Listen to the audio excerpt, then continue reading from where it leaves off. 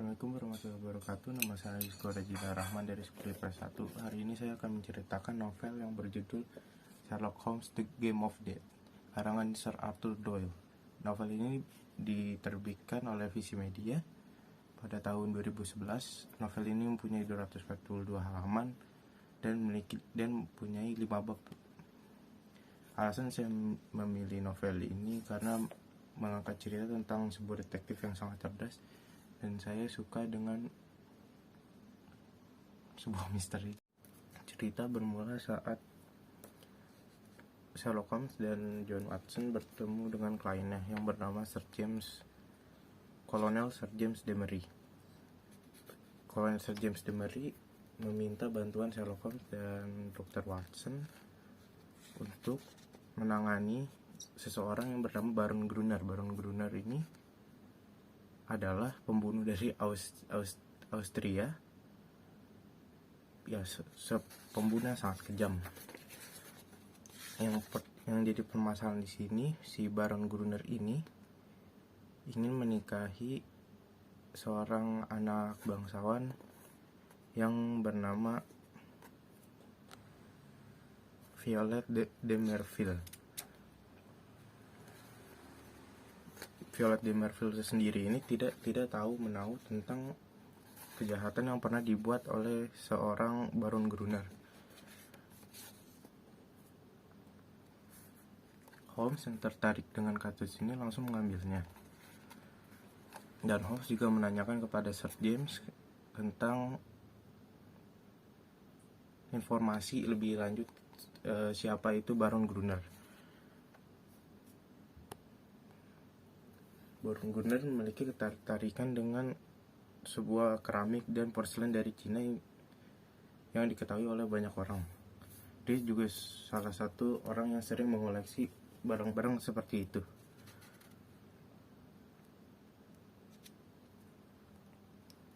Holmes meminta bantuan kepada temannya yang bernama Samuel Johnson untuk mendapat informasi lebih lanjut tentang Baron Gruner. Selang beberapa hari, Holmes meminta untuk menemui Baron Gruner. Baron yang tidak senang dengan Holmes ingin Holmes untuk pergi dan tidak ingin Holmes untuk mengganggu Baron lagi. Baron mengancam Holmes jika Holmes masih tetap mengganggu Baron, dia akan mendapatkan bahaya yang besar. Setelah itu, Holmes dan Holmes sendiri pulang ke kediamannya dan bertemu dengan Samuel Johnson. Samuel Johnson membawa seorang wanita yang bernama Kitty Winter. Kitty Winter ini dia adalah mantan kekasih dari Baron Gruner ini. Kitty Winter memberi informasi kepada Sherlock Holmes kalau di kediaman Baron Gruner ini terdapat buku yang berisikan tentang kejahatan-kejahatan dia di masa lalu. Selang beberapa hari, Dr. Watson yang sedang berjalan menuju kediaman Sherlock Holmes melihat sebuah berita kalau Sherlock Holmes terkena bencana dan dia dirawat di rumah sakit. Dr. Watson terdiam beberapa saat dan langsung berlari ke rumah sakit. Sampai di rumah sakit, Dr. Watson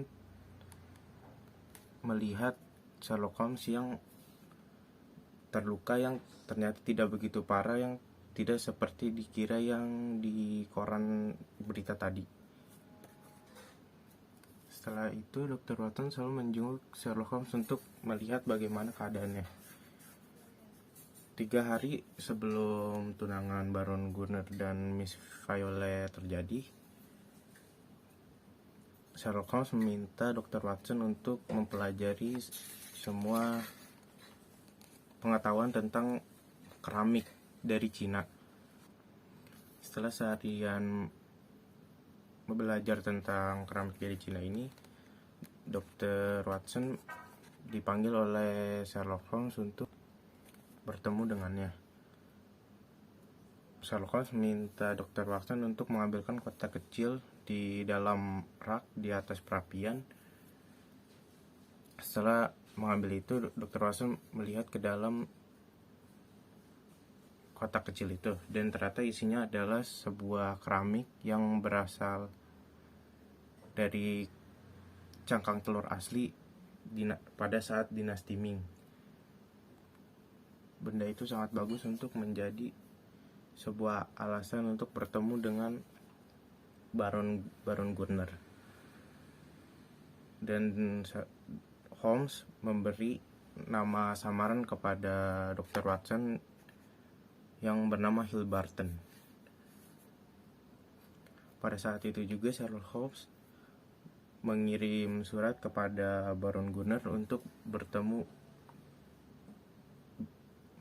bersama Dr. Hilbarton kebesokan harinya.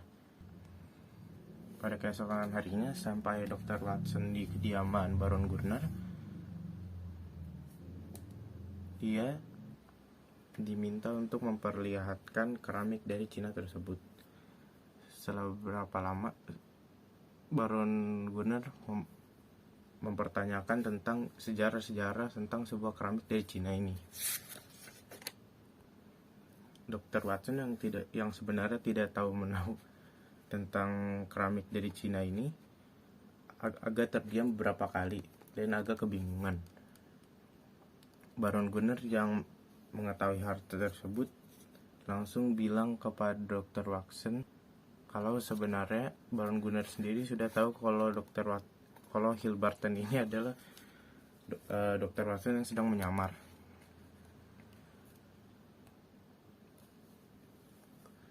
Baron Gurner yang termakan oleh amarahnya bangkit dari tempat duduknya. Lalu sebuah bunyi mengejutkan dia. Lalu dia terhenti sejenak, memfokuskannya telinganya mendengar dari mana suara itu berasal. Suara itu berasal dari Sherlock Holmes yang mendobrak masuk ke kediaman Baron Gurner dan mengambil buku yang berisi tentang kejahatan-kejahatan di masa lalu. Setelah itu setelah mendapatkan buku itu, Sherlock Holmes lari menghilangkan diri. Baron Gurner yang melihat Sherlock Holmes itu lalu mengejarnya. Tapi saat sedang mengejar, terdapat sesosok lengan-lengan perempuan yang muncul dari dalam semak belukar. Perempuan ini melemparkan sebuah cairan ke muka Baron Gurner. Baron Gurner berteriak kesakitan. Ternyata cairan yang dilemparkan wanita tersebut adalah asam sulfat. Asam sulfat ini langsung menggerus seluruh permukaan wajahnya dan merembes dari kedua kuping dan dagunya. Sherlock Holmes mempunyai rencana untuk memberi buku ini kepada Miss Violet agar Miss Violet melihat kenyataan yang sesungguhnya tentang siapa laki-laki yang dicintai itu.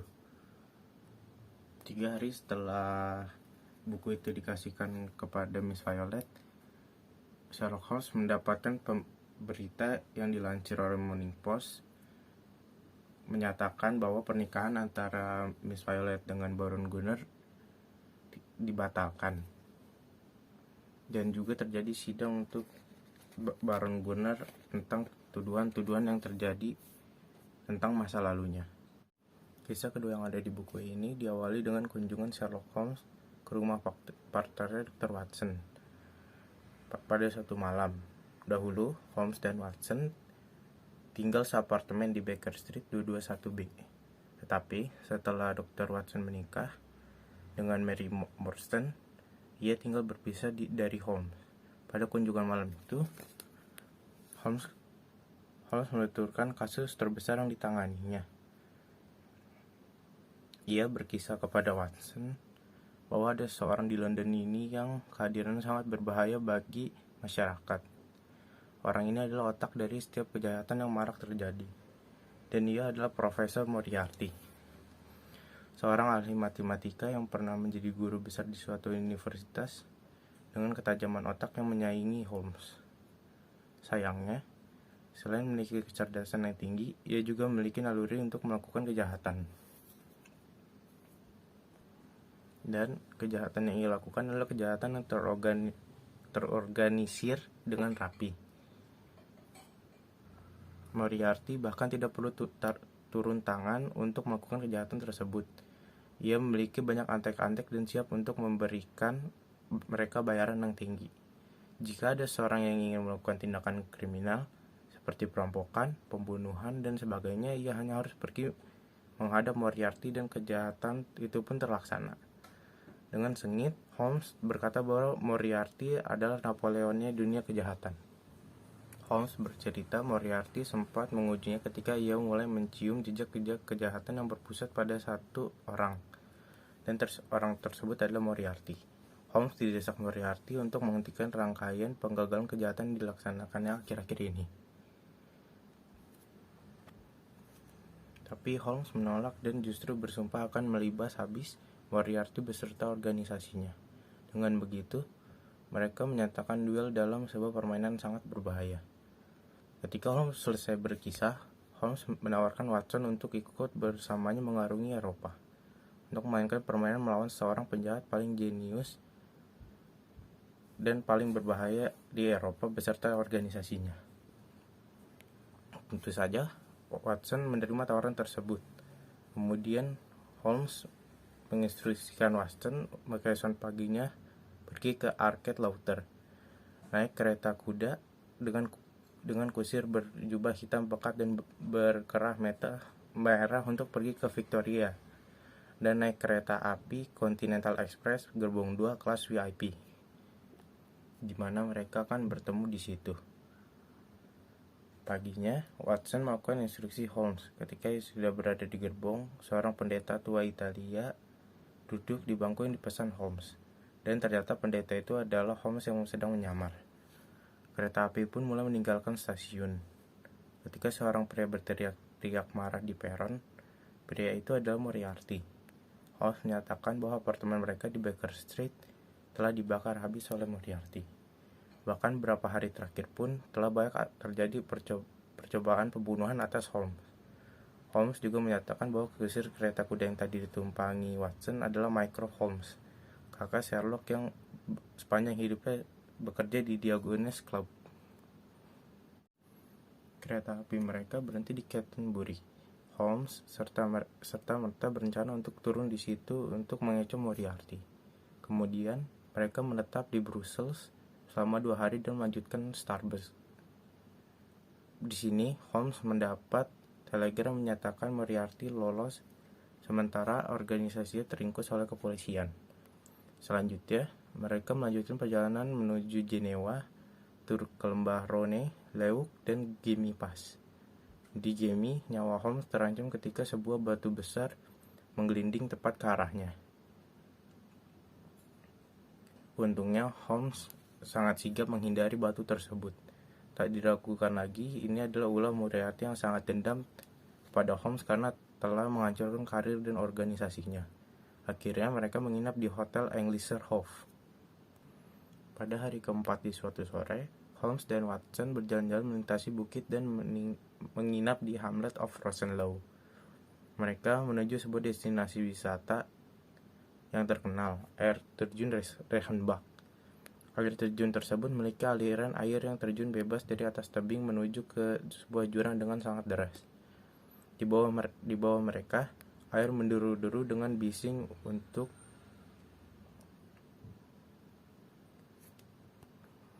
membentuk suatu pusaran air, suatu pemandangan menakjubkan sekaligus menakutkan.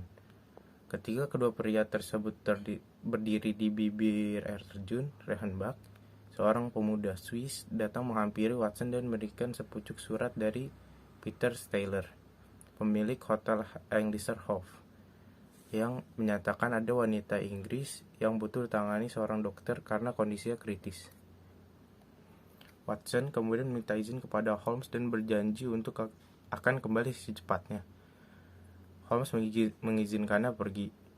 Ketika Watson menyusuri jalan setapak, ia menoleh kepada sahabat yang bersandar di dinding tebing dan merasakan bahwa saat itulah saat terakhir ia melihat sahabatnya dalam keadaan hidup.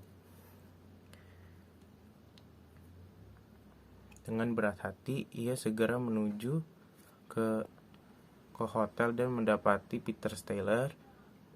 Watson menanyakan keadaan wanita malang tersebut, tapi Steller mengatakan tidak ada seorang pun yang sakit, dan ia tidak pernah mengirimi surat kepada Watson. Watson menyadari apa yang terjadi. Sekelebat bayangan mengerikan melintas di benaknya. Maka sekejap ia langsung berlari sekencang-kencangnya, menyusuri jalan setapak yang baru dilewatinya, melintas pegunungan dan tiba di bibir air terjun. Tidak ada siapa-siapa di sana, tapi melihat tempat tersebut meyakinkan bahwa telah terjadi suatu pergumulan. Watson menemukan banyak jejak-jejak kekerasan yang telah terjadi. Ia berharap Holmes selamat, tetapi tidak ada jejak kaki lain yang menjauhi air terjun. Watson meraung-raung di bibir air terjun memanggil Holmes, namun ia hanya mendengar gema suaranya sendiri. Ia hanya menemukan sebuah surat dalam kotak rokok perak Holmes yang tergeletak di sisi tongkatnya. Surat itu menjelaskan apa yang terjadi. Holmes bertemu Moriarty. Mereka benar-benar berduel adu kekuatan, dan akhirnya kedua manusia paling hebat tersebut, seorang penegak keadilan yang berhasil menyelamatkan masyarakat, dan seorang penjahat paling berbahaya, terbaring selama di dasar air terjun Reichenbach.